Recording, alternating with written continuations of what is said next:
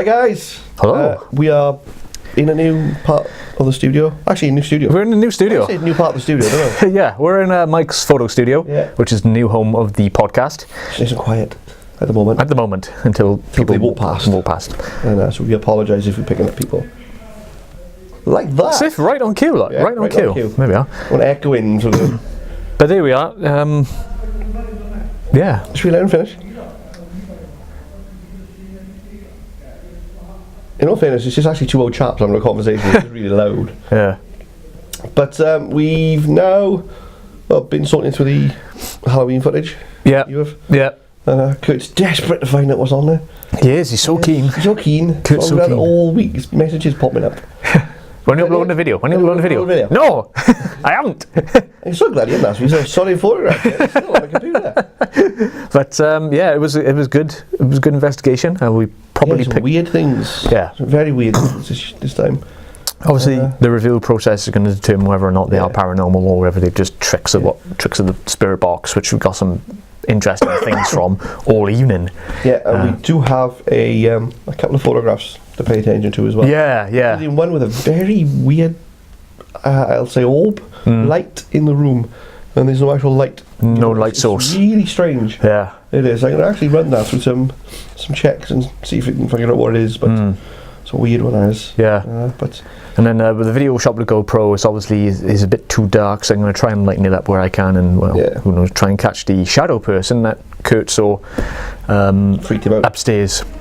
Basically, I heard a noise like cloth rustling, and I was thinking, where's a cloth? And where we filmed the last podcast, there was a black cloth on the table with batteries on, and spirits are supposed to draw energy from batteries to manifest or whatever. And I was just looking in that general direction. Kurt had a straight shot straight down there, and then he saw a figure walking across from where that table was out into the hallway. So see with the energy there from the batteries or anything there. So and now you never know. It may see something. I mean, we did see. I mean, Chris, we were playing that bloody game, and I saw a shadow in the door, playing Princess Ball. Yeah, but I will walk these days, yeah, until we finished the investigation, and then they worked fine. Bizarre that was. It was weird. It was weird. Well, I was quite pleased with the D7000. It's an old camera, but she's still king of the low light, I think. The 750 would have been that was charging, so that's the way it goes. But there we go.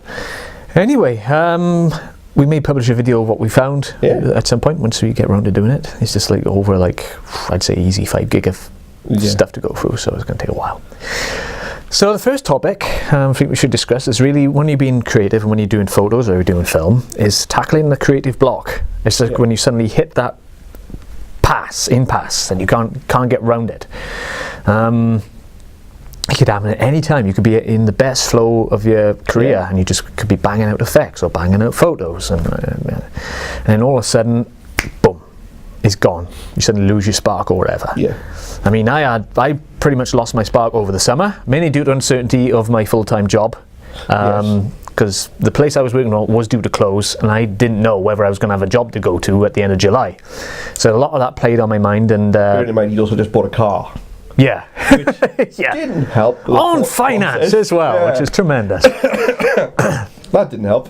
No. That's like more worry. So basically, that was coming on. I didn't really fancy editing video, doing After Effects or anything like that. And it wasn't until I managed to sort out where I was going and got my new job started in August that I started to get back into it, but it's still a struggle to get back into that old routine of shooting and immediately editing. Case in point being the video podcasts then anyway. Whereas I filmed the first podcast alongside the audio one, and same with the second one, and I've had to upload those two in the space of a couple of days on YouTube just to churn them out. Any tips really to tackle creative blocks you can give the people out there? I don't know, because I mean I've had creative blocks when I used to do the filming. My always thing was watching makings of, especially, I mean, one of my favourites was the Transformer, third Transformer film. They did a 2.5 hour, I think it was. Me and you watched it. Making of on that is just unbelievable. It is. It's just 2.5 hours of literally doing what we used to love to do. It's just behind the camera, editing, going through bits and pieces. Now, I used to get inspiration from that. As a photographer now, my biggest thing is actually just going out. It's actually just getting the camera. Because like we've had this horrible weather, and you may not get anything. I mean, I've taken a couple of photographs and it's just basically been the mist coming over and things like that. Great. And you just may get that break then of suddenly you're walking along, clouds breaking a bit. Oh, right, snap a couple of pictures here. Suddenly you've got beautiful sunbeams coming down through the valley. You've got a stunning photograph, and you're in the right place at the right time. And but then there's other ways of doing it. Then there was like a joke way of doing it, like last night. Hard to get inspiration last night. The rain was pelting down. Didn't want to go anywhere with a flash. I thought, right, try and think of something. For some reason, found 2 old Stormtrooper Lego figures. I did. Lined them up. Got a macro lens. It was just going to be them. And then I found my Mr. Potato Head R2-D2, which is like 10 times bigger than. And I put it next to it, and it was, whoa, these are not the droids we're looking for. And so it was just something like that. And suddenly I got this creative buzz then to just any little figures I had and I was just shooting with. And but it is hard sometimes when you get that block in your head. Another thing is, like I said, like the makings of, especially with you, makings of videos I still like watching today. My biggest thing for photography, and it scares the living daylights out of my wife, is the fact I love watching on Netflix there's documentaries. There's also a film called Shoot Shoot Bang. There is the Bang Bang Club, right? Which is basically about war photographers. I watched one. I've watched it twice this week now, and it's literally about a war photographer who didn't know why he did it. It was just the buzz of being out there, and he's actually the documentary they're making. He's literally just clicking away, and there's bullets flying over. There is, and he was sadly killed in Libya. Right, he was out there as an independent photographer and sadly killed. But it's just that buzz, I suppose, of getting that photograph. I was watching something like that. It really inspires me because it's like, wow, cool. You know, he's out there risking his life. He's doing stuff like that, and some of the black and white shots you can see are absolutely jaw dropping. I mean, there's stuff that'll make you cry. You know, especially when you've got a mother holding a child that's been hit by a bullet. And it's actually really an eye opener. But again, it's that purpose of wow, how creative he's being with his camera. So it's a case of grab your camera and off you go, you know. Even if it's just going for a stroll in the woods. You never know what you're going to get. And so that's sort of with me. And I love documentary stuff, and it can be very inspirational. I do think anything on National Geographic these days is amazing. There's also a National Geographic photographer who is very passionate about his filmmaking and his photography, and he sort of gives you a life. He doesn't give you a life lesson then. Dear. Coming across as you've got to care about what you're producing, you work you produce it. And ever since I've sort of seen that, especially doing university, that's a big thing with me. You have to care about what you produce. It's not you're just going out and shooting something thinking, oh, that'll do for the day. And, it doesn't work that way. Because you put it up and you feel like shit then, because it looks like shit. And so he gets very passionate when he's explaining that whether you're a photographer, whether you're filming, you have to have it there and care that you are producing the best you can do. It does. So again, that's another inspirational one I like to look at. And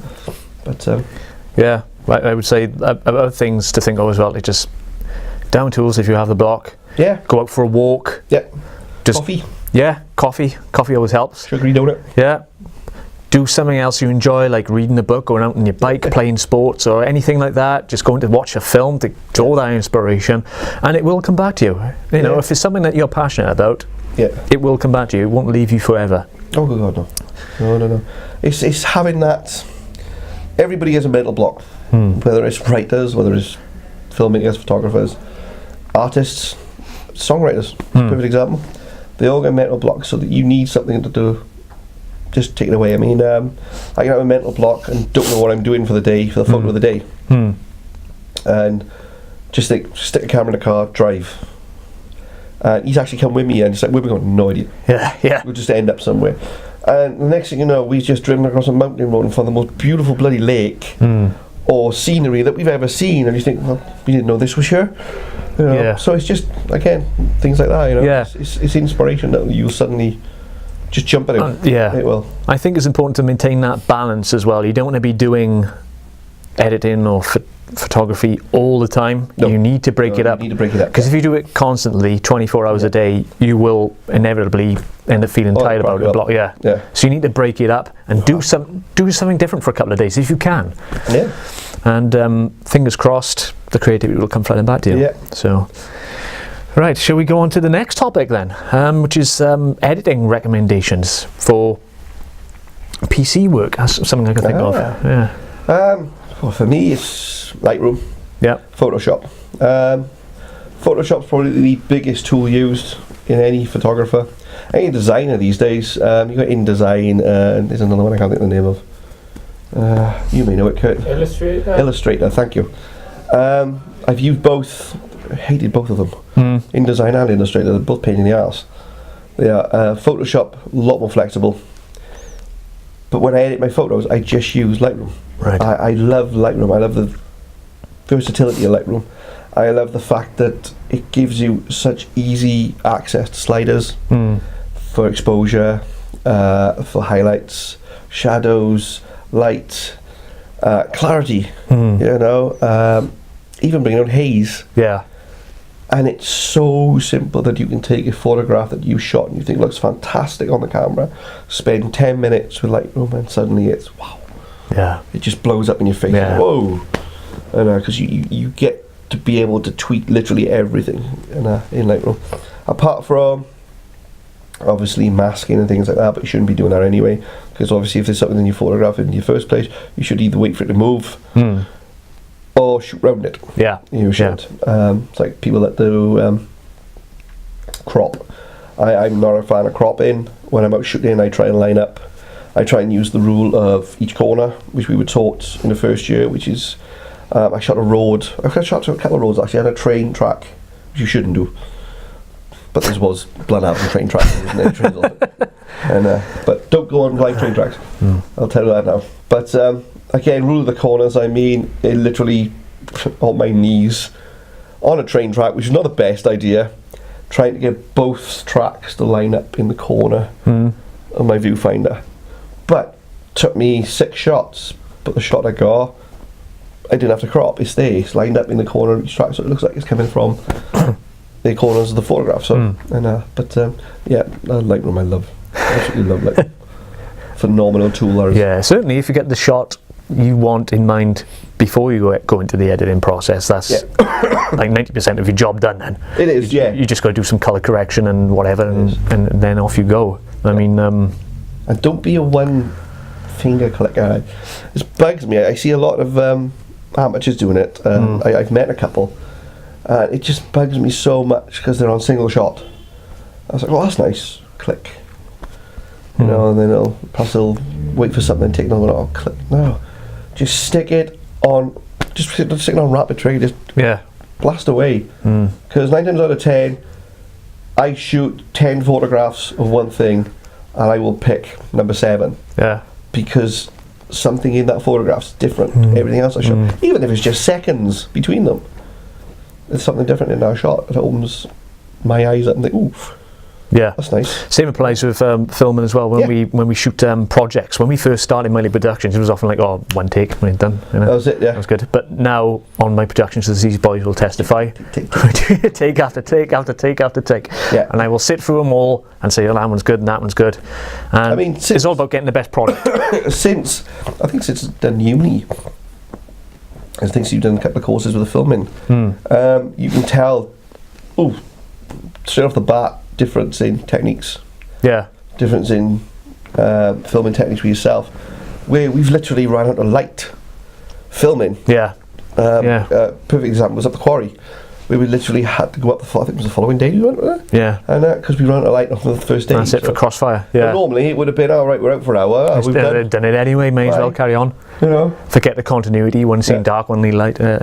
No, it doesn't work like that. No. And with stock footage as well, when I'm shooting that, I often take 5 shots, even if it's just the same lake of water moving past. Yeah. But it's all about finding that perfect one, particularly as I'm selling my stock footage as well. Because obviously you want to give the buyer the best Don't be afraid to get dirty. No. One thing I've learned as well, Because with all these kits he's got, I mean, we've got a camera set up here, Nikon. They're all weatherproof. They are. They'll all go up in the rain. They'll all take a battering. I mean, a perfect example of the D750 in my bag there. My camera strap, as I've told you, came off it the one day when I put it on my shoulder, and it bounced down a little hill into a muddy puddle. Picked it up, cleaned off, perfectly fine. It was still taking hammer in. But just don't be afraid. If a shot requires you lying down on the ground, then do it. Yeah. If a shot requires you up a tree, then do it. Yeah. If it makes you stand out, go for it. A perfect example is a friend of mine, Paul, that shot at our wedding. Not our wedding. No. My wife's wedding. Wanted a shot of us by a log. And literally, I mean, Leo, he's in his suit and his little bus. He's on the floor. He's laid down on the floor. He is trying to get the angle correct. Yeah. Yes, he's laid down in leaves, mud, because he knows that the shot will be perfect. Yeah. He knows there's a shot there that'll just stand out from the rest. There is, but just crack on, isn't it? Crack on. And basically, when you take it home, quick tips on PC, because we are running out of time. Yeah. RAM is the most important thing on your PC. Make sure you have at least 4 gig RAM, and the more the better. I'm running 8 gig at the moment with mine on my laptop, and this again with a Lightroom with bigger cameras, bigger pictures. This needs upgrading again. Yeah. And then just make sure that you have enough storage as well. Invest in an SSD drive. The prices of them are coming down now.